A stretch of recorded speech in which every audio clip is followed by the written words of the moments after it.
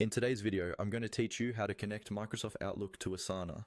Connecting Outlook to Asana is a great way to turn emails into actionable tasks without bouncing between different tools. I'll walk you through the full process step by step, and you can follow along on your own screen. First, open Asana in your web browser and log into your account if you're not already signed in. Once you're on your main dashboard, look to the upper right corner of the page. You'll see your profile icon there. It might be your photo, your initials, or a simple avatar. Go ahead and click on that profile icon.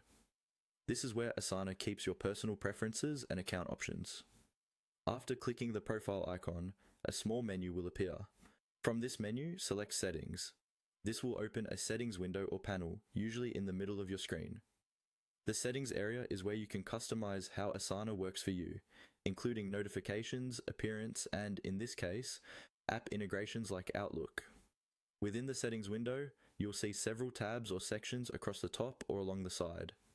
Look for the tab labeled Apps and click on it.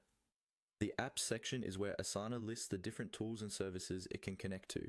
This makes it easier to keep all your work in one place. Once you're in the Apps tab, scroll through the available options until you find the Microsoft Outlook integration.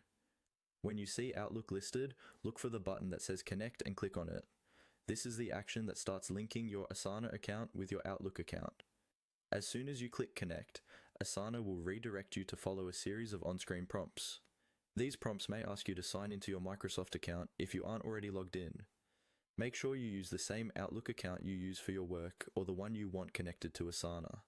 You'll likely be asked to review and accept permissions so that Outlook and Asana can share information, such as creating tasks from emails. Carefully read the permissions, and when you're comfortable, click Accept or Allow to continue. After you complete the prompts, you should see a confirmation that the connection is successful. From there, you'll be able to use Outlook with Asana, turning important emails into tasks and keeping your projects more organized and easier to manage.